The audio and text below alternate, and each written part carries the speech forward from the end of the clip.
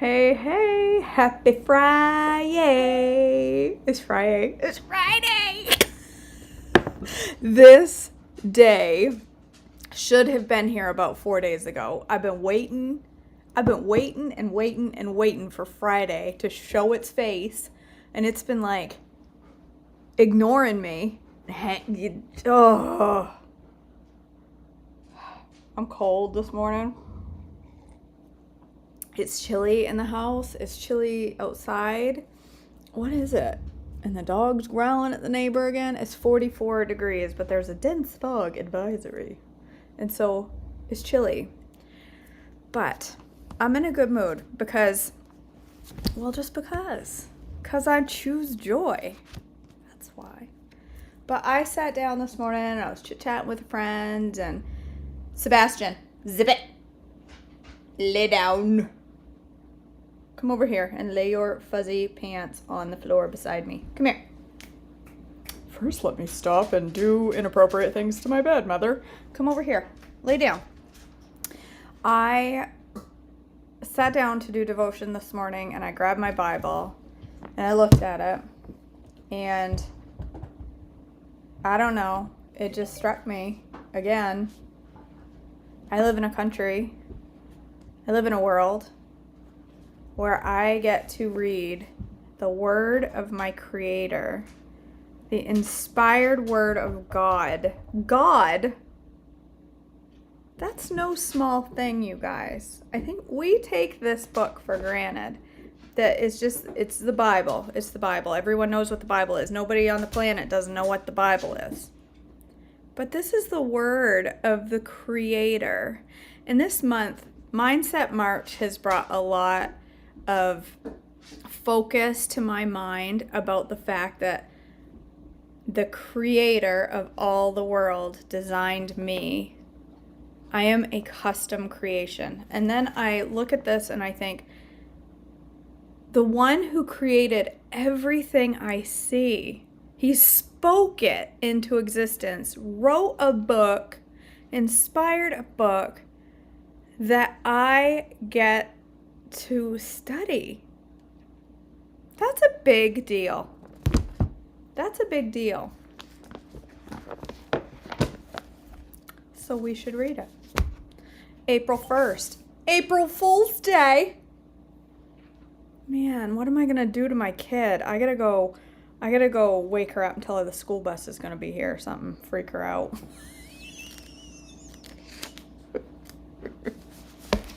I certainly can't let that opportunity pass. All right. April 1st, Shamgar becomes Israel's judge. That's what, if I was to have another baby, I would name it Shamgar. Judges 3:31, probably not. After Ehud, Shamgar, son of Anath, rescued Israel. He once killed 600 Philistines with an ox goad. Deborah becomes Israel's judge. Judges 4:1-24. After Ehud's death, the Israelites again did evil in the Lord's sight. So the Lord turned them over. Hold on.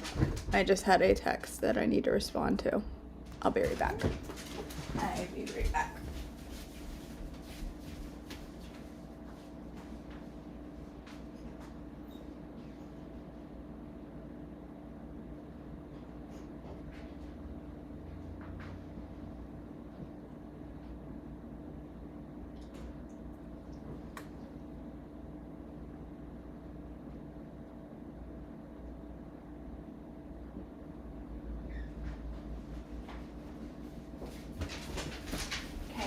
Come lay down, beast. Come here. Come lay down with Mom. Sorry about that, you guys. Sorry. My apologies. All right, let's try this again.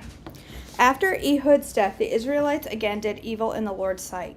So the Lord turned them over to King Jabin of Hazor, the Canaanite king. The commander of his army was Sisera, who lived in Harosheth Hagoyim. Sisera, who had 900 chariots, ruthlessly oppressed the Israelites for 20 years. Then the people of Israel cried out to the Lord for help. He oppressed them for 20 years, then they cried out. Why did they wait 20 years? That's what I want to know. There must be a reason. Deborah, the wife of Lapidoth, was a prophet who was judging Israel at the time. She would sit under the palm of Deborah between Ramah and Bethel in the hill country of Ephraim, and the Israelites would go to her for judgment.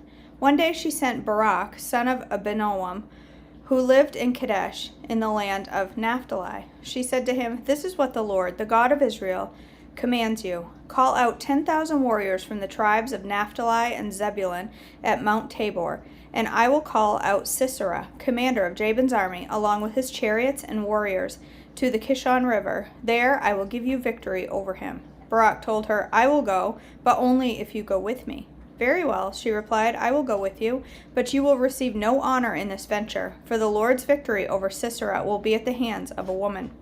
So Deborah went with Barak to Kadesh. At Kadesh, Barak called together the tribes of Zebulun and Naphtali, and 10,000 warriors went up with him. Deborah also went up with him.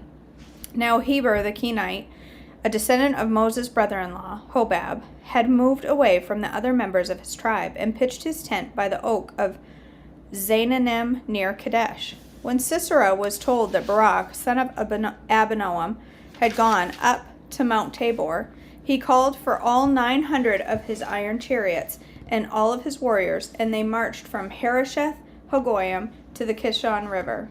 Then Deborah said to Barak, "Get ready. This is the day the Lord will give you victory over Sisera, for the Lord is marching ahead of you." So Barak led his 10,000 warriors down the slopes of Mount Tabor into battle.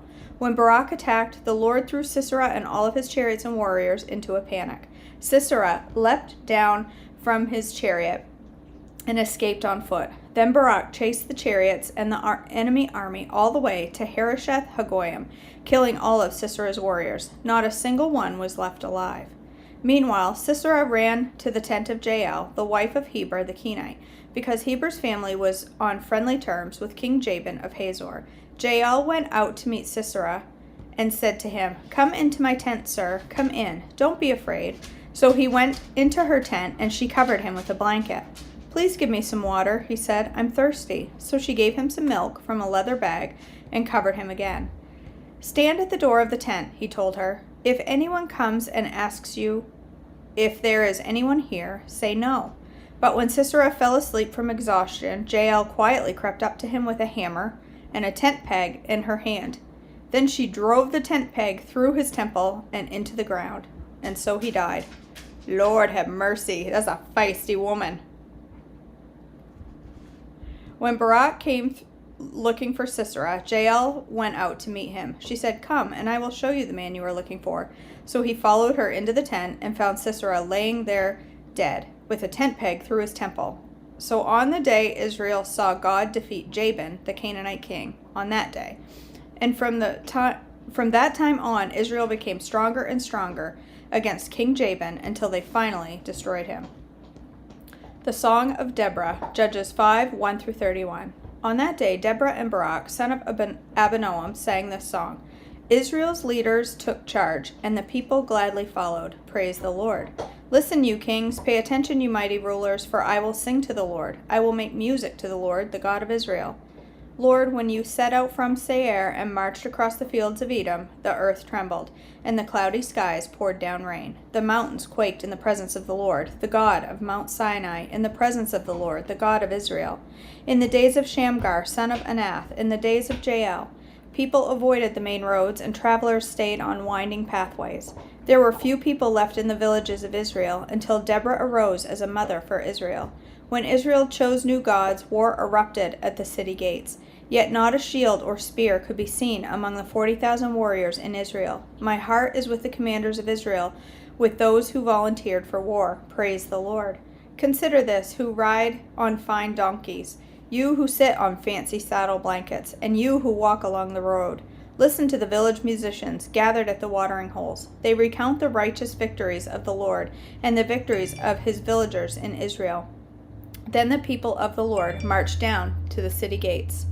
Wake up, Deborah, wake up. Wake up, and sing a song. Arise, Barak, lead your captives away from Abinoam. Down from Tabor marched the few against the nobles. The people of the Lord marched down against mighty warriors. They came down from Ephraim, a land that once belonged to the Amalekites. They followed you, Benjamin, with your troops. From Machir, the commanders marched down. From Zebulun came those who carry a commander's staff. The princes of Issachar were there with Deborah and Barak. They followed Barak, rushing into the valley. But in the tribe of Reuben there was a great indecision. Why did you sit at home among the sheepfolds, to hear the shepherds whistle for their flocks? Yes, in the tribe of Reuben there was great indecision. Gilead remained east of the Jordan, and why did Dan stay home? Asher sat unmoved at the seashore, remaining in his harbors, but Zebulun risked his life, as did Naphtali, on the heights of the battlefield. The kings of Canaan came and fought at Tanakh near Megiddo's springs, but they carried off no silver treasures. The stars fought from heaven. The stars in their orbits fought against Sisera. The Kishon River swept them away, that ancient torrent in Kishon. March on with courage, my soul. Then the horses' hooves hammered the ground, the galloping of Sisera's mighty steeds. Let the people of Meroz be cursed, said the angel of the Lord. Let them be utterly cursed, because they did not come to help the Lord, against the mighty warriors. Most blessed among women is Jael, the wife of Heber the Kenite. May she be blessed among all women who live in tents. Sisera asked for water, and she gave him milk. In a bowl fit for nobles, she brought him yogurt. Then with her left hand she reached for a tent peg, and with her right hand for the workman's hammer. She struck Sisera with a hammer, crushing his head. With a shattering blow she pierced his temples. He sank, he fell, he lay still at her feet, and where he sank, there he died. From the window Sisera's mother looked out. Through the window she watched for his return, saying, Why is his chariot so long in coming? Why don't we hear the sound of chariot wheels? Her wise woman answer, and she repeats these words to herself, They must be dividing the captured plunder, with a woman or two for every man. There will be colorful robes for Sisera, and colorful embroidered robes for me. Yes, the plunder will include colorful robes embroidered on both sides. Lord, may all your enemies die like Sisera, but may those who love you rise like the sun in all its power. Then there was peace in the land for 40 years. Gideon becomes Israel's judge. Judges 6, 1-40. The Israelites did evil in the Lord's sight. So the Lord, this strikes me every single time. The Israelites followed the Lord. The next chapter, the Israelites did evil in the Lord's sight. Then the Israelites followed the Lord. Then they did evil in the Lord's sight. Back and forth, back and forth. So the Lord handed them over to the Midianites for 7 years. The Midianites were so cruel that the Israelites made hiding places for themselves in the mountains, caves, and strongholds. When the Israelites planted their crops, marauders from Midian, Amalek, and the people of the east would attack Israel, camping in the land and destroying crops as far away as Gaza. They left the Israelites with nothing to eat, taking all the sheep, goats, cattle, and donkeys. These enemy hordes, coming along with their livestock and tents, were as thick as locusts. They arrived on droves of camels, too numerous to count, and they stayed until the land was stripped bare. So Israel was reduced to starvation by the Midianites. Then the Israelites cried out to the Lord for help. When they cried out to the Lord because of Midian, the Lord sent a prophet to the Israelites. He said, This is what the Lord, the God of Israel, says. I brought you up out of slavery in Egypt. I rescued you from the Egyptians and from all who oppressed you. I drove out your enemies and gave you their land. I told you, I am the Lord your God. You must not worship the gods of the Amorites, in whose land you now live. But you have not listened to me. Then the angel of the Lord came and sat beneath the great tree of Ophrah, which belonged to Joash, of the clan of Abiezer. Gideon, son of Joash, was threshing wheat at the bottom of a winepress to hide the grain from the Midianites. The angel of the Lord appeared to him and said, Mighty hero, the Lord is with you. Sir, Gideon replied, if the Lord is with us, why has this all happened to us? And where are all the miracles our ancestors told us about? Didn't they say, the Lord brought us up out of Egypt, but now the Lord has abandoned us and handed us over to the Midianites? Then the Lord turned to him and said, Go, with the strength you have, and rescue Israel from the Midianites. I am sending you. "But Lord," Gideon replied, "how can I rescue Israel? My clan is the weakest in the whole tribe of Manasseh, and I am the least in my entire family." The Lord said to him, "I will be with you, and you will destroy the Midianites as if you were fighting against one man." Gideon replied, "If you are truly going to help me, show me a sign to prove that it is really the Lord speaking to me. Don't go away until I come back and bring my offering to you." He answered, "I will stay here until you return." Gideon hurried home. He cooked a young goat with a basket of flour. He baked some bread without yeast. Then, carrying the meat in a basket and the broth in a pot, he brought them out and presented them to the angel who was under the great tree. The angel of God said to him, "Place the meat and the unleavened bread on this rock and pour the broth over it." And Gideon did as he was told. Then the angel of the Lord touched the meat and bread with the tip of his staff, and fire flamed up from the rock and consumed all he had brought. And the angel of the Lord disappeared. When Gideon realized that it was the angel of the Lord, he cried out, "O sovereign Lord, I'm doomed. I have seen the angel of the Lord face to face." "It is all right," the Lord replied. "Do not be afraid. You will not die." And Gideon built an altar to the Lord there and named it Yahweh Shalom, which means the Lord is peace. The altar remains in Ophrah in the land of the clan of Abiezer to this day.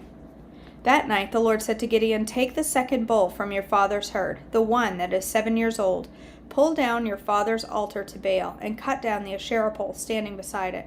Then build an altar to the Lord your God here on this hilltop sanctuary, laying the stones carefully. Sacrifice the bull as a burnt offering on the altar, using as fuel the wood of the Asherah pole you cut down." So Gideon took 10 of his servants and did as the Lord commanded. But he did it at night because he was afraid the other members of his father's household and the people of the town. Early the next morning, as the people of the town began to stir, someone discovered that the altar of Baal had been broken down and that the Asherah pole beside it had been cut down. In their place a new altar had been built, and on it were the remains of the bull that had been sacrificed. The people said to each other, "Who did this?" And after asking around and making a careful search, they learned that it was Gideon, the son of Joash. "Bring out your son," the men of the town demanded Joash. "He must die for destroying the altar of Baal and for cutting down the Asherah pole." But Joash shouted to the mob that confronted him, "Why are you defending Baal? Will you argue this case? Whoever pleads his case will be put to death by morning. If Baal truly is a god, let him defend himself and destroy the one who broke down this altar."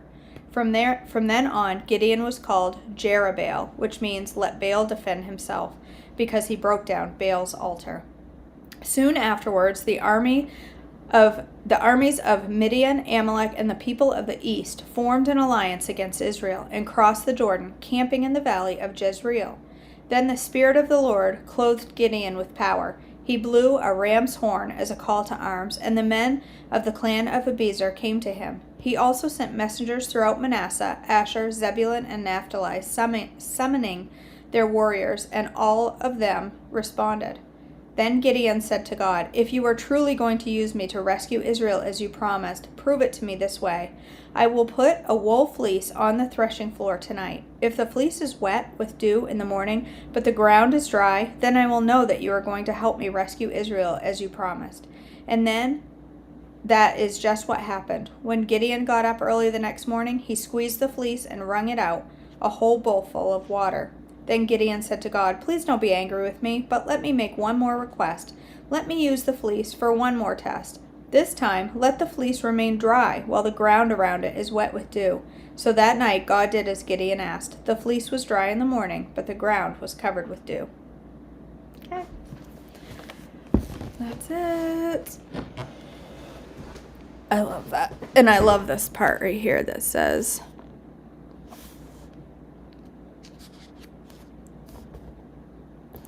I love the part that it says, "O sovereign Lord, I'm doomed. I have seen the angel of the Lord face to face." "It is all right," the Lord replied. "Do not be afraid. You will not die." And Gideon built an altar to the Lord there and named it Yahweh Shalom, which means the Lord is peace. I love that. I love that. I love that. All right. Let's do Trim Healthy Devotions. 100 Days of Inspiration. We're on day 91. We're almost there, you guys. I started getting the messages from the company for I'll Start Again Monday, which we're starting in 9 days. I wonder if that's a Monday. Is it? I think it might be. I don't know. I don't do math. All right. The family of God. God says in Jeremiah 31:1, "At the same time, saith the Lord, will I be the God of all the families of Israel, and they shall be my people." God planned from the beginning of time that the way he wants us to live in this world is as families, not separate individuals, but families. He even wants the solitary, I couldn't read that word for some reason. He even wants the solitary, the deserted and lonely, to be in a family. Psalm 68:6. And therefore, he wants to be the God of every family. Is God truly the God of our personal family life? Would someone coming into our home immediately feel the presence of God?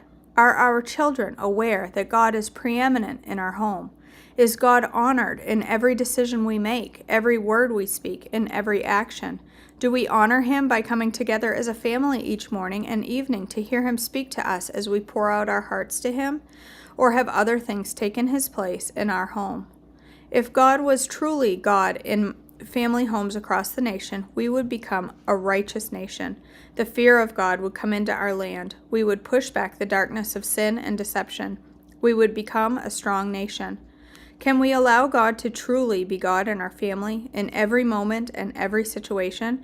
It starts with each individual family, my family and your family. Nancy. Keep on singing. Psalms 104:33 says, "I will sing unto the Lord as long as I live. I will sing praise to my God while I have my being. From the time I could talk, I didn't stop singing. It was a real fair dinkum, as we say down under, habit. I sang wherever I was. My mother never lost track of me, as she just followed my voice. My father would have to curb me singing at the table. Through the years, I sang love songs to God. I sang about his goodness, hope, the beauty of creation, and happy memories. I sang about my husband and crooned lullabies to my babies. Sometimes I just hummed the notes with emotion I couldn't verbalize, and prayers to God my soul couldn't translate to my tongue. Then, so slowly that I wasn't even aware of it, I slowed down until I completely stopped. Maybe it's because life is so busy and there was so much noise in my home of 9 growing children. Don't get me wrong, I am a super happy person, and the hubbub of our home life is a happy hubbub. But I recently realized that I don't sing anymore. What made me all grown up and boring? How did I lose the art of making music in my soul to where it can't help but bubble out? Some habits are worth holding on to, so I'm singing again. What good habits have you grown out of? Maybe it's a crazy dance in the summer rain, or the delightful habit of joyful laughter. Jesus writes my story. The day of my birthday, my friend Callie encouraged me by saying, "Jesus is the author of our lives, and I know that he is writing something beautiful for you." What a lovely metaphor to say to someone who wants to be an author herself. But it wasn't until after reading Hebrews 5:9 that I recognized the scripture. And being made perfect, he became the author of eternal salvation unto all of them that obey him. While I am becoming an author who is writing about Jesus, Jesus is the author of authors who is writing my story, and my writings are only based on his writings. His are the original. I am excited to discover the brilliant plots, the lessons, and the little details in the fresh story he writes for me. No one, not even I, will be able to think it up. Meadow. All right. Thank you for joining me this morning for Joyful Daily Devotions. I knew it has to sneak out at least once during devotions, or it's not devotions, right? I gotta have one little yawn. So for breakfast this morning, I'm making a fuel pull because it's day 2 of my fuel cycle. And today is day 6 of my fuel cycle. Day 2 of fuel pulls. So yesterday was fuel pull all day, and it was every single time I get to the fuel pull day in a fuel cycle, I think, this is going to be horrible. And then I'm like, man, fuel pull days are easy. I'm so satisfied. There's so many amazing fuel pull meals. So for breakfast this morning, I'm going to have a big old bowl. It's going to have lots of veggies in it. It's going to have baobab boosted eggs, which freaks me out, the idea of putting baobab in my eggs, but Serene says it's good, so I'm going to give it a go. So give me a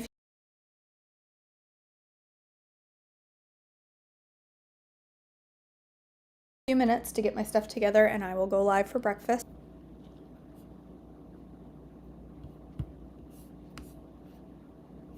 It looks like I got disconnected for a second, so hopefully you heard me. I don't know. My internet is going in and out. Right as I was about to hang up, it said, you've been disconnected, but looks like I'm still here. I'll see you for breakfast.